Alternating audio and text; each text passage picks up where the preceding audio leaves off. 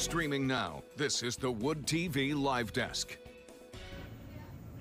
Good afternoon, everyone. Phil Penarski here with the Wood TV Live Desk. Hope you're all having a great start to your Tuesday. Joining us, as always, as he does on Tuesdays, is Storm Team Meteorologist Blake Harms. And we actually have a pretty interesting topic and maybe even somewhat of a complicated one today, Blake, that we're about to get into regarding average temperatures here in West Michigan. And I know a lot of people are going to be very curious about it. You talked a little bit about it in some of your forecasts yesterday in some of our newscast as well. But Blake, I guess just kind of starting off, I'm sure people are going to want to know sort of a little bit more about what we can expect later on this week, just, general forecasting, really.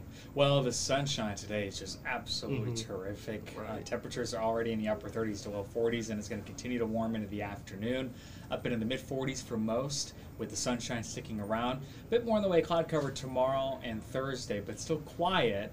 It's Friday that we have to watch for the possibility of some more accumulating snow, and we'll have more on that in a few minutes. But until then, today is definitely the nicest day of the week. I would advise you get out and enjoy it this afternoon if you can. Right, no, absolutely. And like you said, we are going to get into a little bit more about what's coming on Friday towards the end of this stream. But Blake, I guess the main thing we do want to kind of discuss is this talk about temperatures. You talked a little bit about it, as I mentioned, that we're going to be seeing a little bit of below average temperatures maybe throughout the rest of March, really. But that's not necessarily as horrible as it may sound to a lot of people. When I think of lower than average temperatures, I'm thinking we're going to get pelted with snow, we're going to see another ice storm, we're going to be freezing, break out the furnace and everything. But that's not necessarily what we're going to be seeing. Can you explain that a little bit for us? Yeah, so the map that we tend to show a lot during the winter is temperatures above average versus below average, and it's actually issued by the Climate Prediction Center, so they make a new map every day.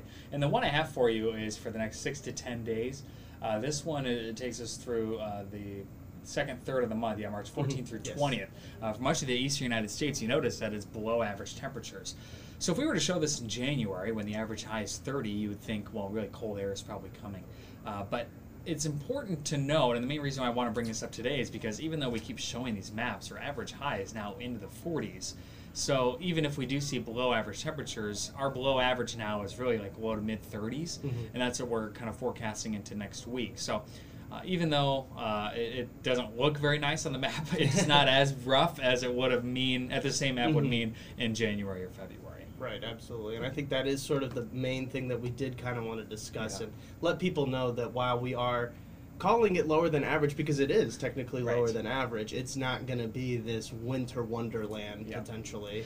Yes, for some. And the good news is, we're getting to that time of year where the sun angle is getting higher, the sunshine is getting more intense as a result, and it's getting harder to keep the snow around. We saw that with the snowstorm on Friday, where even the locations that saw the heaviest snow, like in Kalamazoo and Battle Creek, have seen a lot of it melt. This is high temperatures over the next 8 days, and notice, average high in the low 40s. So we're certainly going to be cooler than that, with highs generally in the mid 30s for the weekend into early next week. But still above that freezing level. Yes, really. Exactly. Yep. And nighttime lows will be below freezing, which is one thing we'll have to watch. And some models are a little more aggressive on that cold air than others. But regardless, again, it doesn't mean the same thing, and that's the biggest takeaway is not all maps are created equal. It really depends on the time of year. And I guess kind of next, Blake, we do kind of want to discuss maybe a little bit about the why behind this. Why are we kind of seeing this? It's the average for a reason. Why are we maybe this year seeing a little bit below average? Yeah, so we're right in the storm track here in the Great Lakes, where you have what's been warmer than average air off to our southeast and cooler than average air off to our northwest. So that places us right in between the two clashing air masses. And that's why we've seen an active pattern over the last several weeks with several storms rolling through. The ice storms that we've seen, the snowstorm last Friday. And it seems as though the cold air may be able to win out here in Michigan to kind of protrude farther into the Great Lakes over the next week or two. And that's why we're expecting a return to some colder than average temperatures. But it's certainly been interesting, and again, we've been one of the more active regions of the country. We see all that snow in California. Those storms move across the country right up into the Great Lakes, and we're usually in the path. Yeah, right. As always, love to hear that. Yeah. But, Blake, speaking of that kind of path of precipitation and everything, let's talk about Friday. I mean, we are expecting a little bit more snow potentially, but maybe not as dramatic as maybe we might tough. think. Yeah. Friday's interesting. So it looks like the main difference with this one, at least as of right now, is that it may be a little earlier, so it may impact more of the daytime hours on Friday. Models still very much in disagreement on the intensity and the duration of the snow, but they seem to be pretty similar in Friday daytime timing. And so this is one model that we have. This is the European model, and it shows the low moving right over the Indiana-Michigan state line, which would put much of West Michigan in the area of snow. Now, not all models are kind of showing the same thing, so we're going to have to refine the details over the next few days. Just notice the timestamp on this 11 a.m. Friday, and it's already snowing across much of the area. So we'll have to watch it closely. You can't entirely rule out school closings, but it's getting that time of year where it's really going to take a lot to shut down schools for snow. So it'll be an interesting forecast, and it's kind of funny how this is going to be our second Friday snowstorm in a row. So we'll have to watch it closely. But at this point, we don't have many specific details.